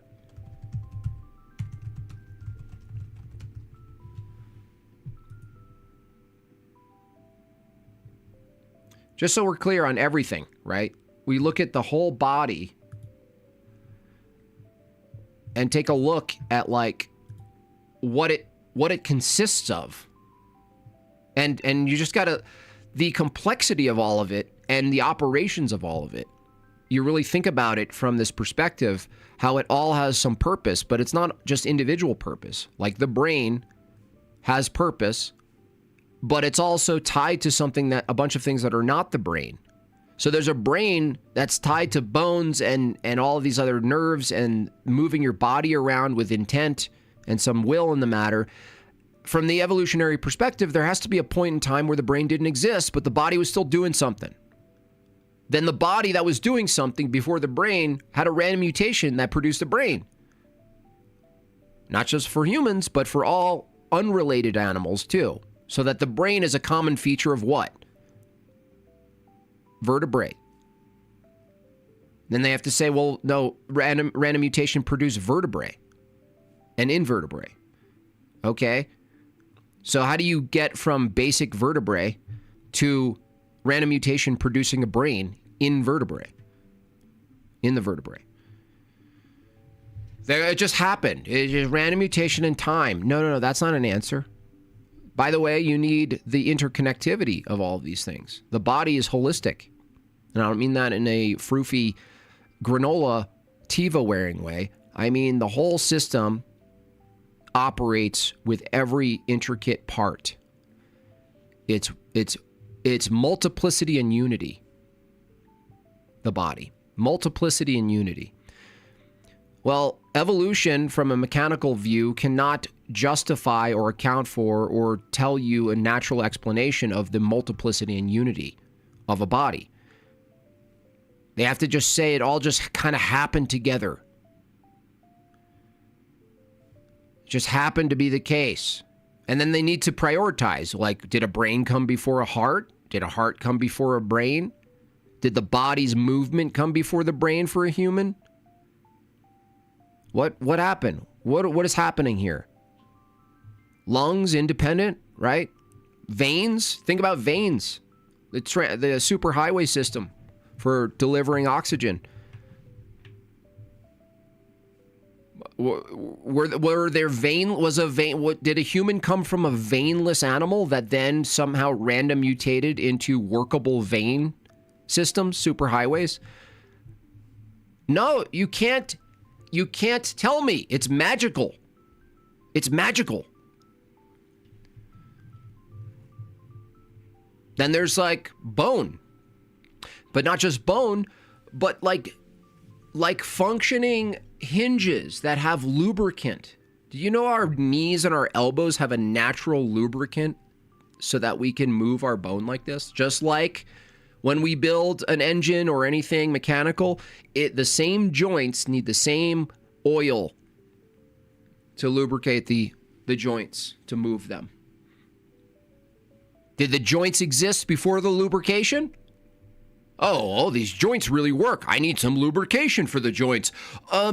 Beam me some random mutation for some very particular, I mean, from their view, the lubricant that was randomly developed for the joints to move could have developed in the wrong part of the body. Just a weird anomaly. Similar to a rattlesnake could have very well developed instead of this complex synthesis of proteins that eat away the inside of a mouse so that it's easier to digest. Seems pretty functional to me. It could have been B12. The infamous B12 snake. When you're going on a hike with your kids and you scream and you think you need to call the ambulance because they screamed and they got bitten by a snake. Oh no! You heard the rattle and everything. Oh, thank God I got closer. I realized it was a B12 shot. Why wouldn't there be snakes that deliver useless venom?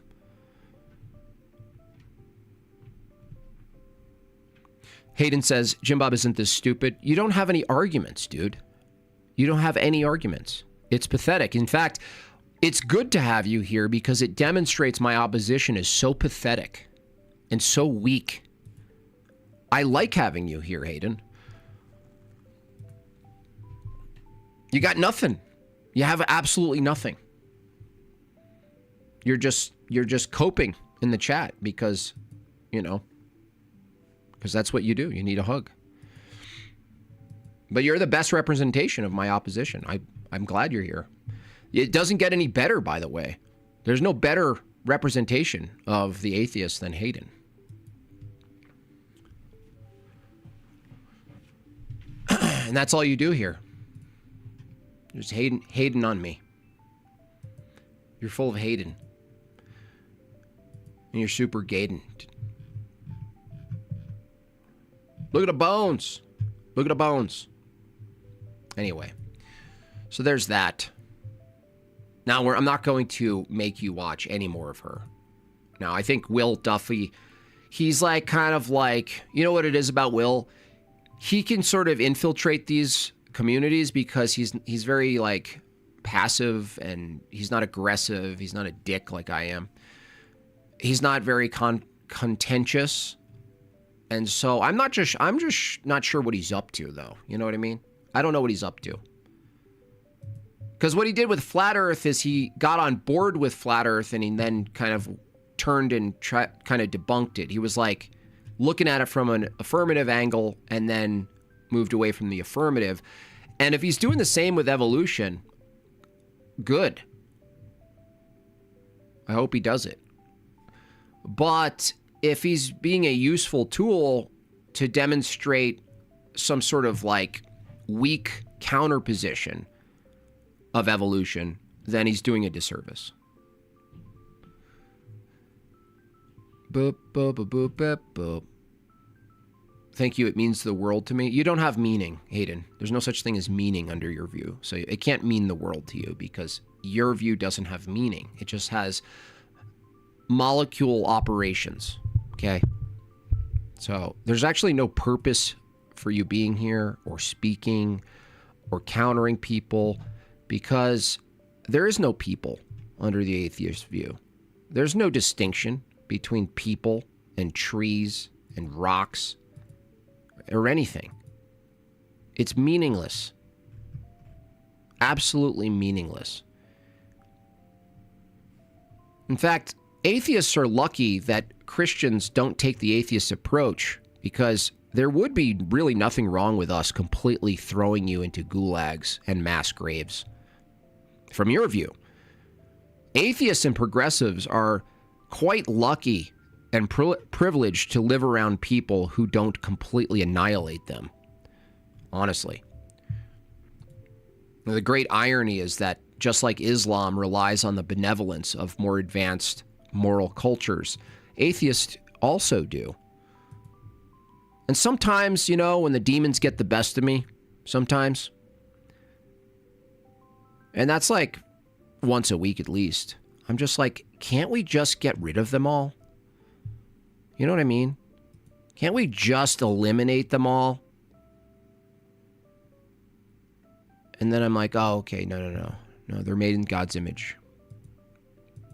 That would be very atheistic of me to do that or to think like that. Totally consistent with atheism, though. That's for sure.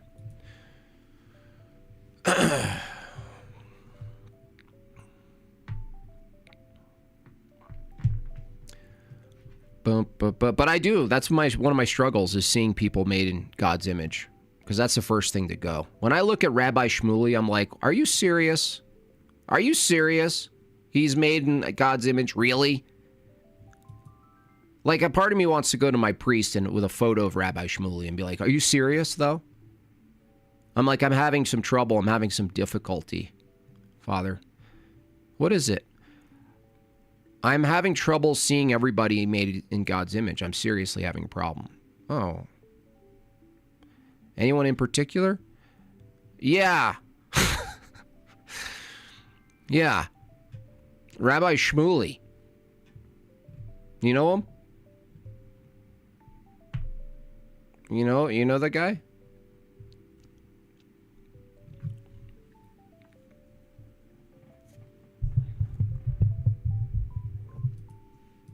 Do do do do do be dee dee beep bum bum ba ba doo bee. Hey, Hayden, is there any view you're capable of defending one-on-one? I'm dead serious. I'm just asking. I'm not even this isn't a trap. Is there any view that you hold a positive position on that you can defend one-on-one?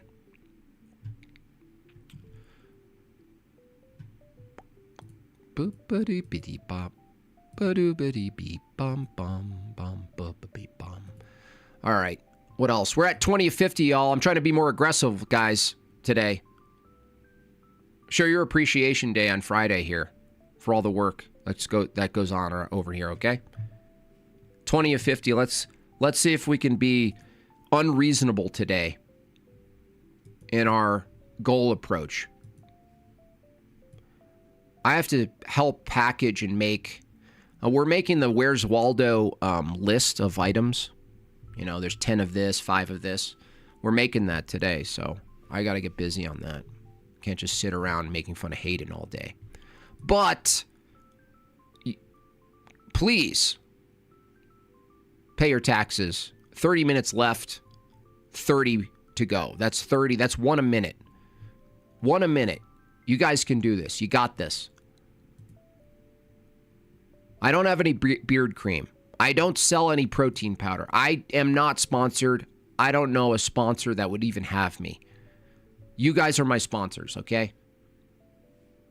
I'm just a little old island that relies wholly on your generous donations, okay?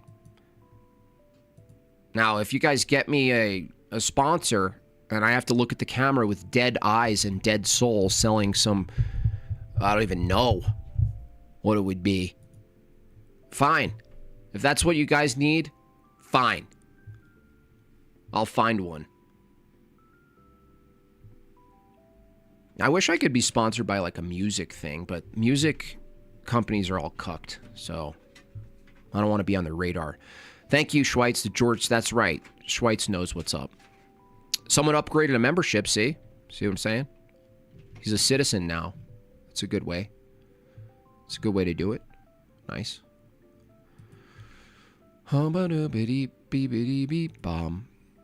Probably get a chalk. I can't. I couldn't do chalk. I couldn't do it. I just couldn't do it. I need something absurd and ridiculous. That's what I really need.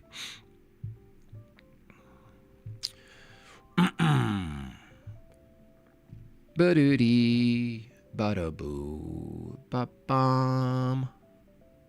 What else we got here? What's going on in the world? Did you guys see the debate? No, I also wouldn't put you through this, but finally Liquid Zulu, super cringe libertarian, finally got his one-on-one with Dave Smith. Finally. And oh boy, grueling. But libertarianism is so stupid and so dead and broken that it doesn't even warrant a review of it. Now, God bless Dave Smith. He still has a bit to go, but he's certainly going, wait a second, this isn't it. You know why? Because you have to violate the NAP. In fact, an ordered society itself violates the NAP. It's literally the threat of aggression that holds a society together. That's what it literally is. Like, actively. An ordered society with law is literally the threat, the use of force, the use of a threat, coercive. It's coercive. An ordered society is coercive. Libertarians, you retards. No, but I believe in property. Yeah, property. Interesting. Is that a legal term? Yeah, no, it's a legal term. Cool. You mean coercive? No, it's not coercive. We agreed on it. No. We didn't agree on it. Interesting talk yesterday. Rationality and pragmatism got me to liturgy months ago. Participation with God has kept me going. Exactly. It can get you in the door. It doesn't keep you there, though, does it? Yeah. Definitely I thought my way into the door, but not into the church. I couldn't rationalize myself. I couldn't rationalize baptism. I couldn't use just pure rationality for that. But yeah, that's a beautiful way of putting it, Tanner. Hope prayers for Teriak, whatever his real name is. I think he'll get there. I'm gonna keep bugging him though. Not coercive, defensive. No. It's coercive. Law is coercive, not defensive. What are you talking about? There's literally a body of people who have the monopoly of power who say, if you don't abide by this behavior, you will go to jail. That's not defensive. That means like someone walking around naked. It's against the law, right? They're walking around naked and you're saying, no, you're trying to hurt me, therefore you're going to jail. This is why libertarianism is cringe bullshit, is because for basic things like public nudity and decency and other things, it has to be legal under the libertarian principle. You have to have a legal dick-shaped building next to a kindergarten class. It's totally legal. No, it's coercive. It means we have a gun. If you don't behave according to our standards, the ones with the guns, you go to jail or do something else, right? That's coercion. Not defense. That's not defense. It's not defense, following basic lawful code, driving on the right side of the road. There's so many things under an ordered society that are required as far as human behavior that need to be enforced that aren't acts of aggression against anybody in particular. This is the failure of libertarianism. The operation of a society is much more than just not stealing my stuff. So much more, clearly. So much more. That's what Dave Smith has realized, is that an ordered society and an ideal moral society encompasses way more than simply mitigating acts of aggression. Colin Rock says for $5, a person letting their property deteriorate steals value from the neighbors. Right, there we go. That's a great one. That's a really good one, Colin Rock. That's a great one. I got to remember that one. Yeah. Is it an act of aggression against the other house owner? It is affecting their property. That's really good, Colin Rock. Where'd you get that from?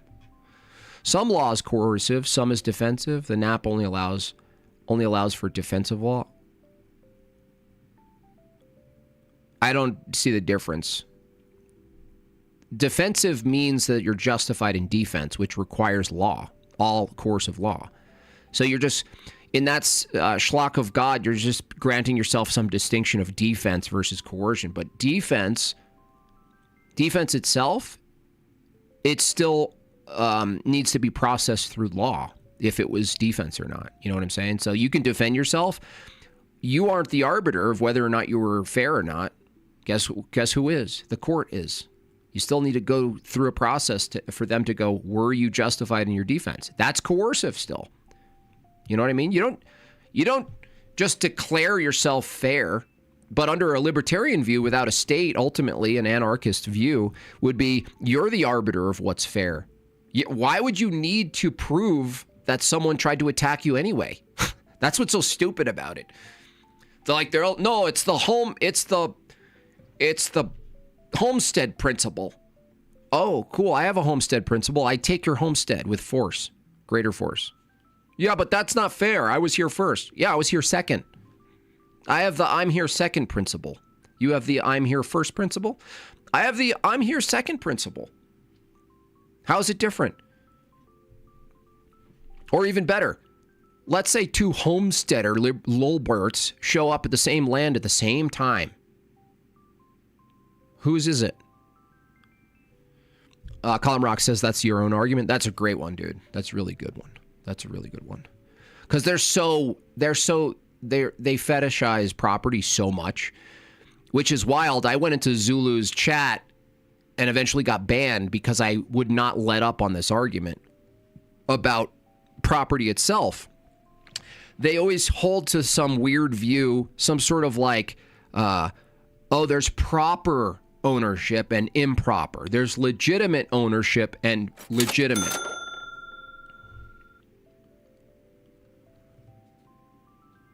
Jim Bob, you don't understand. Under libertarianism, there would be no public nudity. Why not? It would be trespassing if you were nude in a place you are not allowed to be nude and can be forcibly removed.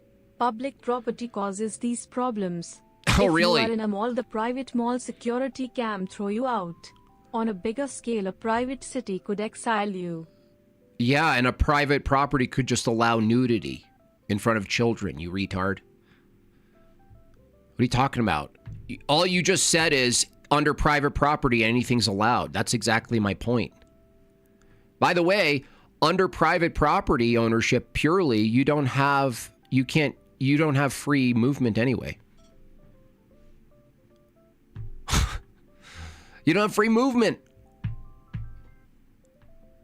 What are you talking about? These people think that private property, public property is the problem. Hello, private property assumes a public entity that defends it, that arbitrates it, right? Hello? What is private property without a state enforcing it? There's no such thing. They always do this. They always say, oh, there's private property. That's a meaningless term under libertarian. A private property is a temporarily owned by someone who has the ability to defend it with force. That's it.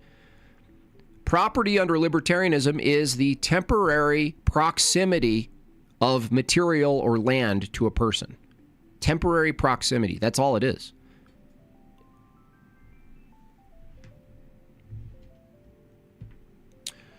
Does Jim Bob have the same belief about his own intellectual property? Yeah, what's the contradiction? I believe in the state. I believe that the state can protect intellectual property. What's your problem? That's my whole point.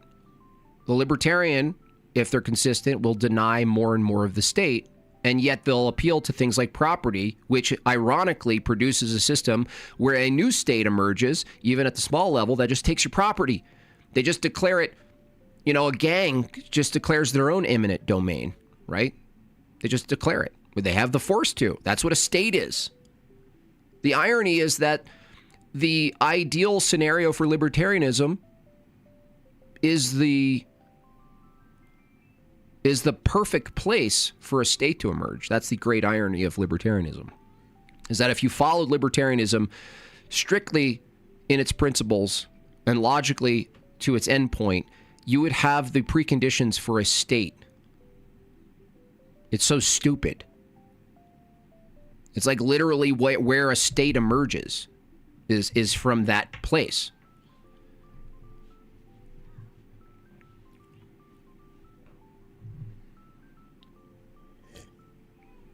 It's like libertarian and private ownership is literally like think about this. If a private person, a private entity can own the entire coastline. Like, if this is what's so stupid about libertarianism. If BlackRock owned the entire coastline, you, one, don't have access to the ocean. Two, you don't have access to things coming in through the coastline because they have to go through these people, right? You don't have free movement. It's totally logically possible that a private entity can own every inch. If everyone owns every inch, then everything's trespassing. Do you understand? Every movement from one road to another road to go, let's posit an ideal system where everything is owned by someone private. Let me go to the grocery store, honey. Trespassing. That's trespassing. Look up The Market for Security by Bob Murphy. It's a lecture on YouTube. The guy explains full ANCAP private armies. That sounds like a retard. Full ANCAP private armies? Yeah, that's a state. That's just competing states. I mean, these people are so retarded. ANCAPs and libertarians are retarded. Oh, we have a private army. Yeah, that's a competing state. The private army who wins the most becomes the state. No, but they're private. You don't understand. They're private armies. Yeah, who cares? If they're competing, what are they competing for? Standardized control, standardized monopoly. That's a state. That's what a state is. A guy on YouTube.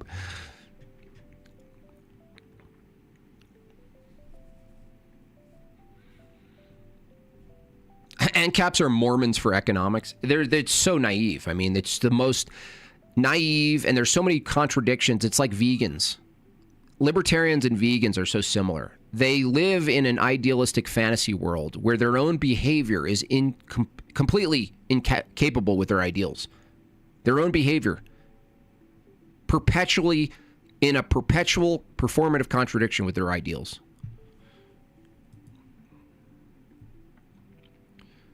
You're forgetting the law about the law of non-attacking each other and some shit. Yeah, exactly. Yeah, but you're not supposed to attack me. The non-aggression principle as a sign is no different than the gun-free zone sign, which is hilarious because libertarians ultimately laugh and scoff at the gun-free zone sign.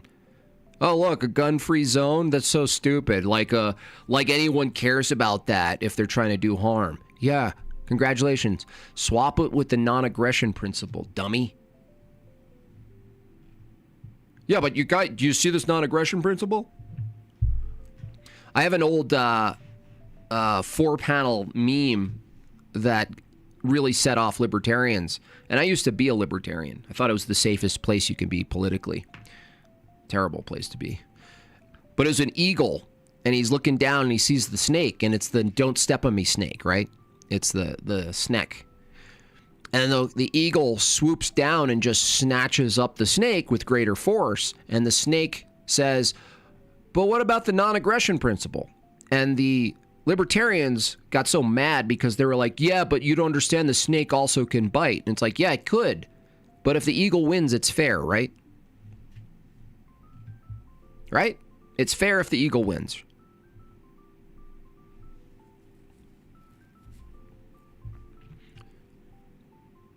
It's just so stupid.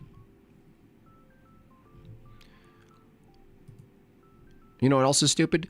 Halfway to the goal, 14 minutes. Let's get rigorous, folks. Come on. If you like the channel, like it with your thumbs. If you like the channel, like it with your wallet.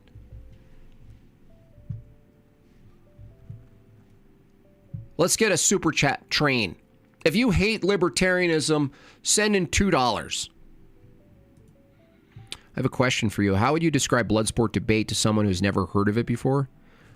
I would just say if watching a debate and say it's less boring than watching a normal debate. Hey, if you want to watch a debate that's less boring than a normal debate, watch a Bloodsport debate. Boo-dee-dee-da. Gadudi. Banani. Bagagu. Would it be cool if you did a debate with Eric July on ANCAP politics? But I don't think it would happen. He's used to debates all the time. I haven't seen him present. lately, but ugh. Jim Bob, The Great Mormon Dilemma just came in the mail. I'm going to start reading that bad boy tonight. Yeah, it's a short one. It's a good one. This little guy. Oh, green screen. Anyway. All right, let's see how much we can do in 12 minutes, y'all. Cuz I got to help Meg Bob with pre-packaging all of these beautiful prints that'll come out. If you don't know, don't miss out. Where's Waldo style, but in Jim Bob. In the language of Jim Bob, where's Waldo? Don't miss out.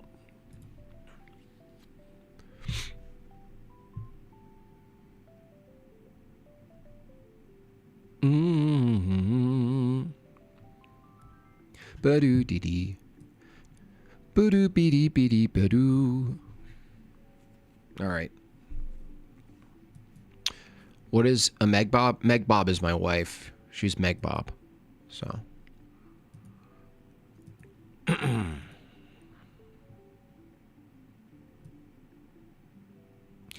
Yeah, I was about to watch Dave Smith and Zulu, but I was like, no, why would I do that to myself? That's a terrible idea. Nope. Nope. Couldn't pay me. You couldn't pay me to watch it. Not even close. Not even a little bit. You spotted the Oigle really quick? Yeah, the Oigle's funny. He was originally over by the wall, but I took him out. Oh, look, Hayden even... Look. God bless Hayden. Hayden himself. Australian? Dude, you're Australian? Oh, man. I apologize to the other Australians that Hayden is one of yours. For the Fighting Fund Against Identitarianism. Thank you, Hayden.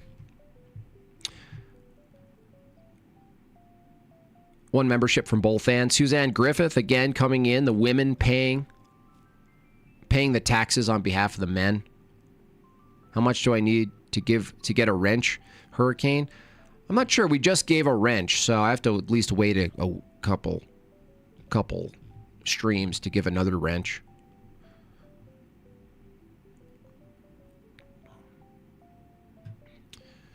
What do you guys even do? You can't be a mod if you don't know what a Meg Bob is. Yeah, no modding. No Meg Bob, no modding. She's famous. She's literally famous.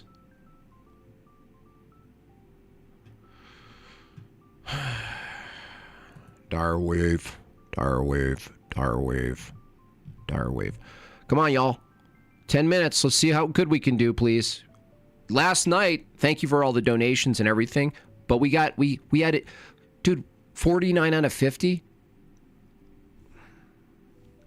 That should never happen.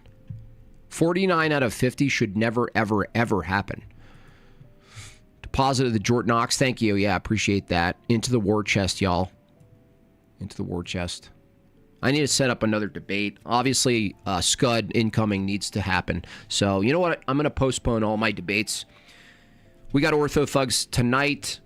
We're totally slacking, honestly. We have so many skits in the making, but obviously with Christmas and the print and everything, I'm overwhelmed.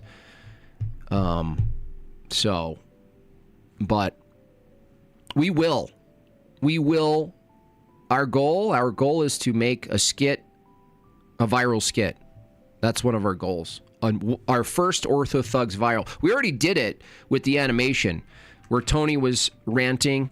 Remember from that live stream? He was ranting as an Antifa person. That hit 1 million views. Easy. So we got to do more of those. You know, we got to get on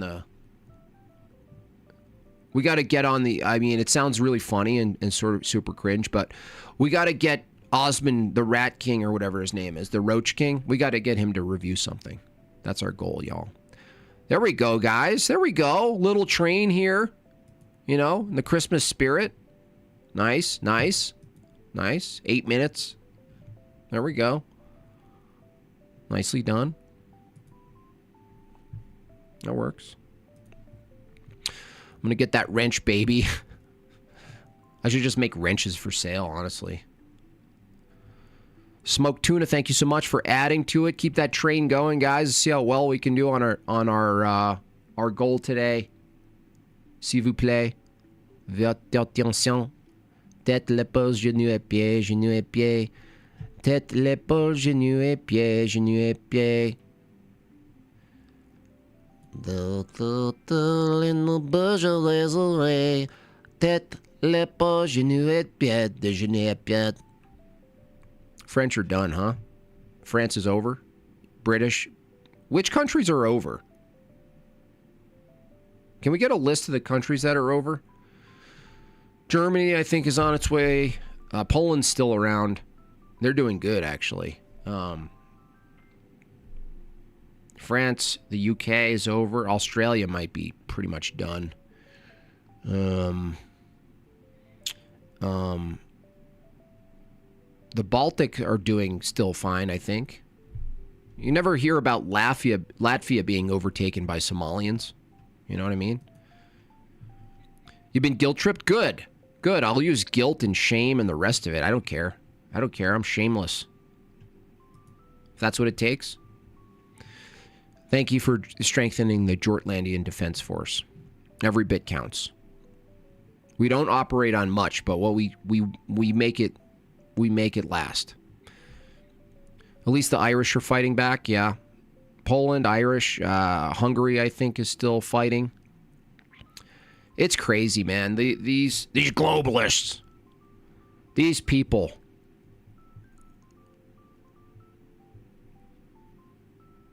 You know what I mean? They're just dumping the whole pepper shaker on the omelet, aren't they?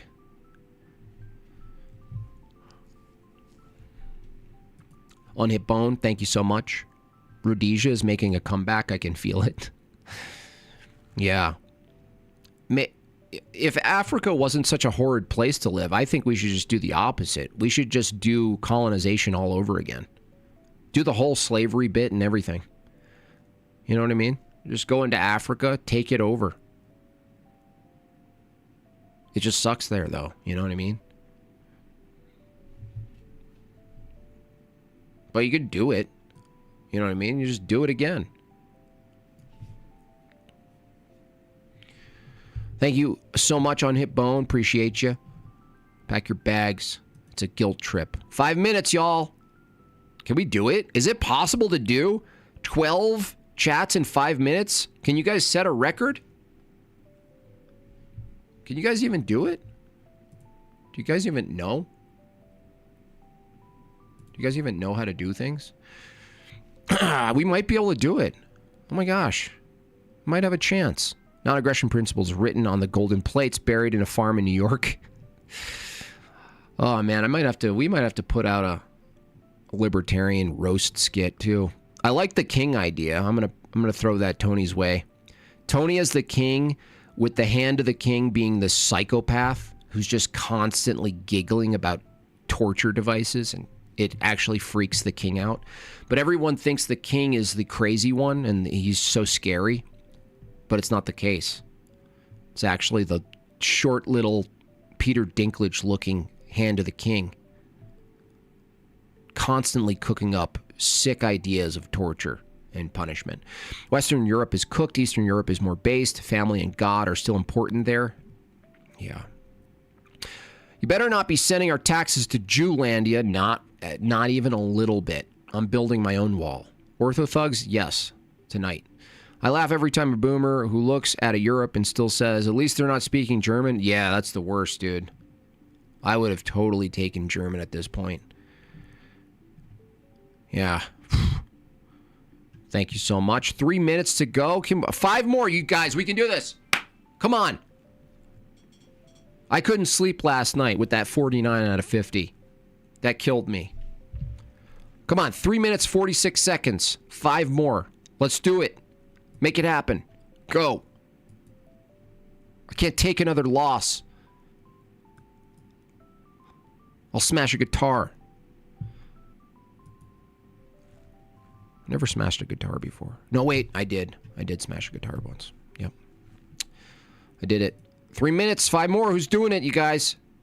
The times are ticking. The times are changing. It's about morale.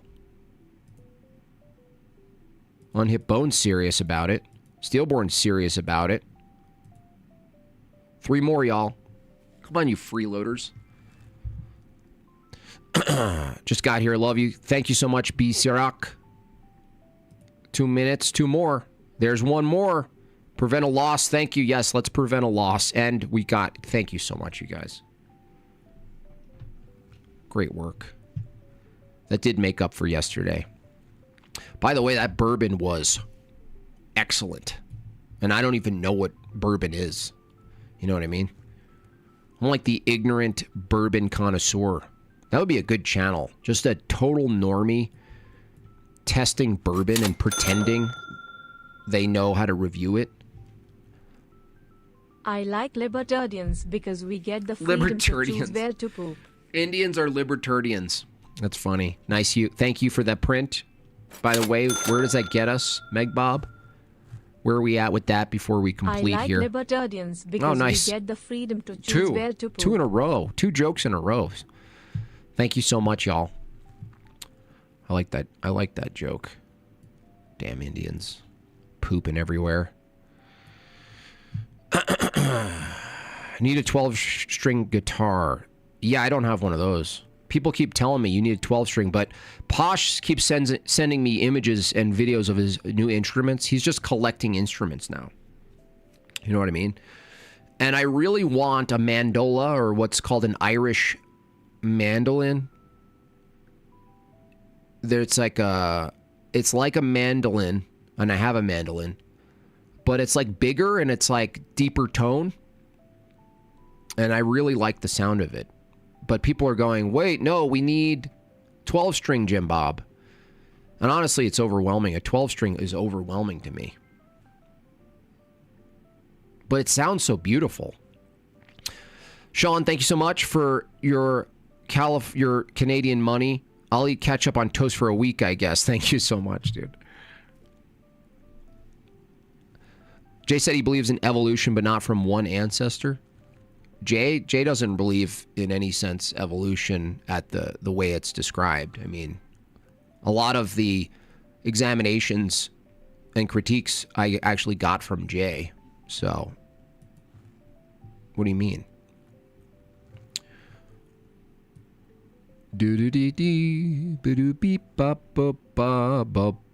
Pedal steel guitar to impress. I actually sold my steel string, or whatever it's called. Lap steel. A fan actually has it right now. I kind of miss having one of those, but it just didn't add too much. He did just now. Yeah, I mean, however you're framing that, I mean, I know his position on evolution, and that he, at best, he's like, at most, he's using the term colloquially to. He's being generous in saying adaptation, but evolution, no. Not even close. No way. That's where you're going, by the way. You're going over to Jay's as I get back to work and have my 3rd coffee of the day. How about that? How does that sound? Is it the musician or the instrument? It's the musician, for sure, Paul S. How do I know that? You can go on YouTube and you can find someone who's really good at guitar, but you don't know it yet. And he'll say like, hey, I'm playing this guitar. Can you tell what it is? And they play it and you're like, damn. And then they reveal that it's a shitty Walmart guitar for like $60. Okay? Megbob says, one time JB drove the whole family 2 hours into the mountains to buy a guitar. And then I was in the house with the kids and Megbob in the car for like an hour. They thought I was, yeah, it's true. We were in the middle of nowhere. That's where I got my Lavare. Thank you. Another print. Thank you so much for that. That brings us to 72, y'all. That means there's only 28 left. If you have the fear of missing out, just know it's completely justified in this case.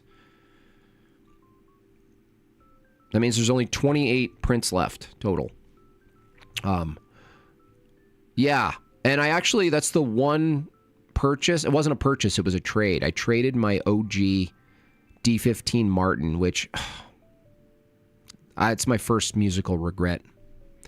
Because even though it's a basic Biatch Martin, it's so reliable and nice. It was mahogany. I made a mistake. I was impulsive. I drove 2 hours. I mean, the fact that I drove 2 hours is already a red flag.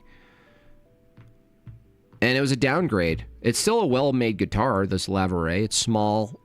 It's well-made. It's got a good sound.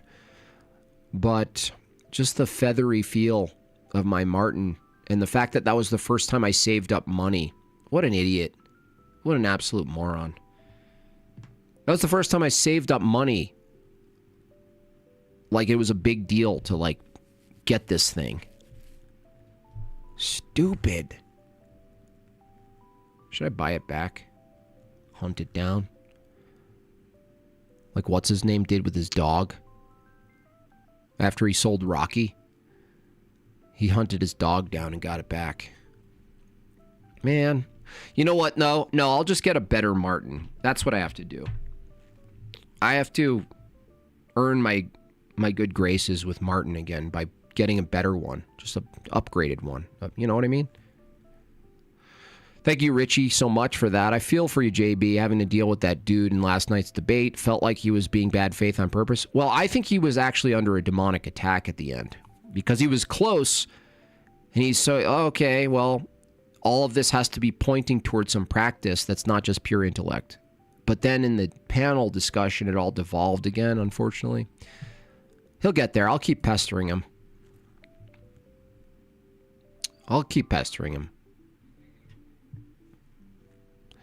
Mormon, thank you so much. Mormon Galoid.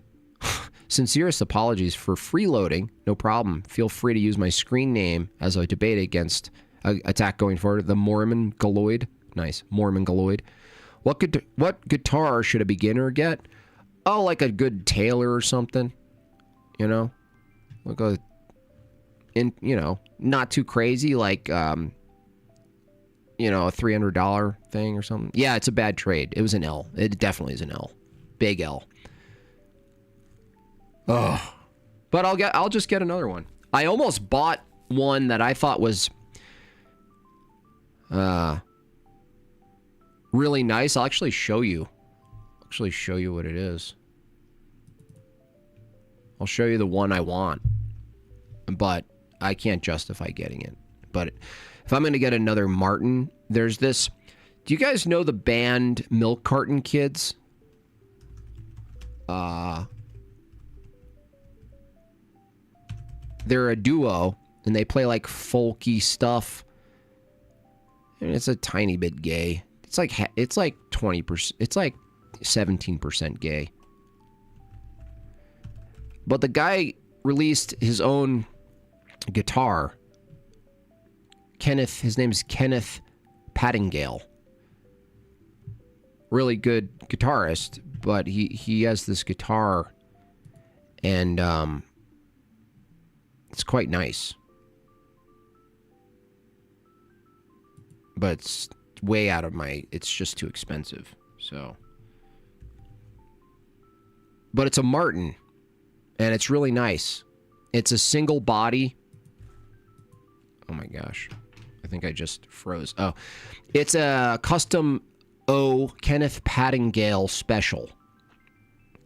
Spruce top, dark stain, traditional X pattern, scalloped bracing, Indian rosewood fret fingerboard, bridge, and peghead veneer, vintage traditional compound dovetail, genuine mahogany neck, back and sides, vintage style Grover tuners. Sweet little thing. That's if I were going to get a Martin again, it's going to be that.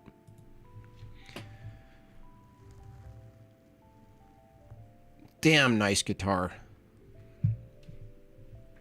But at the same time, it's always kind of gay when someone comes out with a name brand guitar and it's just a variation of the existing good brand. It's like, oh, did you get the new guitar with the guy's name on it? And it's always the guitarist. Sometimes it's the guitarist name, which doesn't make sense because the guitar maker is important. The name of the maker is important. The guy playing the guitar, I see through it, but somehow it still works on me. Why is that?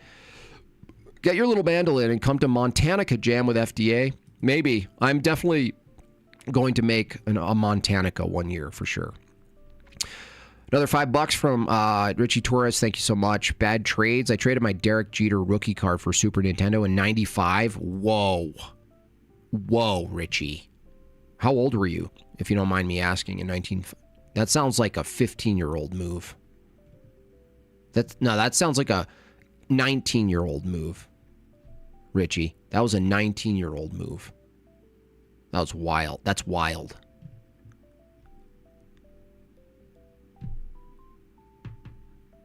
Nintendo, though. Super Nintendo? Ooh. Boy, did I invite myself over to a lot of people's houses. I want a parlor guitar. Yeah, I have a lot. Parlor is, the way to go. This is still my favorite guitar. This Waterloo. Waterloo is made by Collings. If you're can't afford a Collings, you get a Waterloo. That's just what you do. Steelborn says, I want you to know that even though I found you after I found Andrew, you're one who got me to abandon DW. You mean the Daily Wire? Well, thank you for that. That's good. The Daily Wire. Oof. Check out Cole Clark. They're amazing. I will. Cole Clark. I've never heard of that. I'm willing to look at the other brands, but I do miss my Martin though. So I miss it.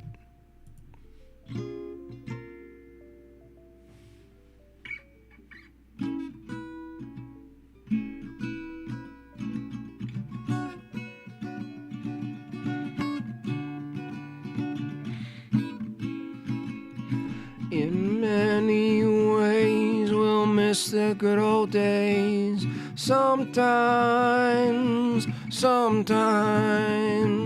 it hurts to say that I want you to stay.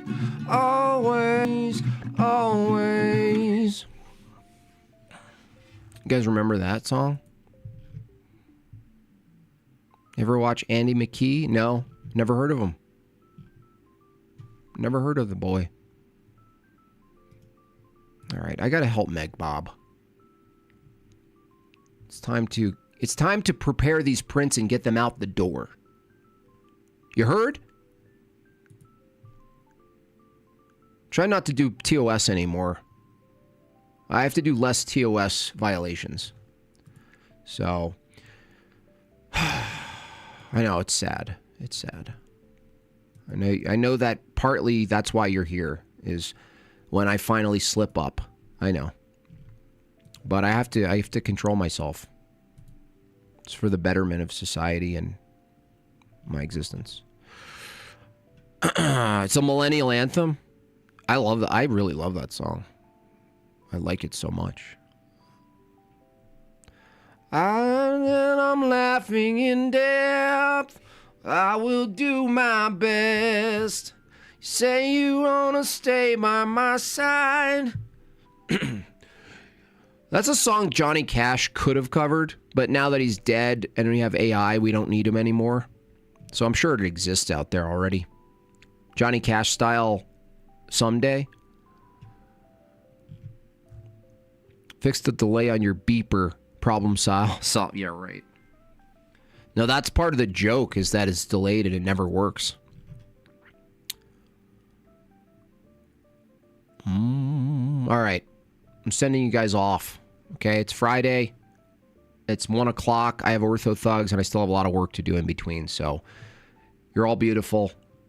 You're all made in God's image. Go to liturgy this weekend if you're listening and you haven't gone and you're kind of like, I don't want to. Just go. Please. And then tell me on Monday. Say, you know what, Jim Bob? You said to go, and I've been waiting, and I just decided just to do it. And thanks for just being annoying and telling me to go. You know, I hope to see at least one of those people on Monday. With that said, I'm off. I'm out. It's Friday. I'll see you guys later at Ortho Thugs.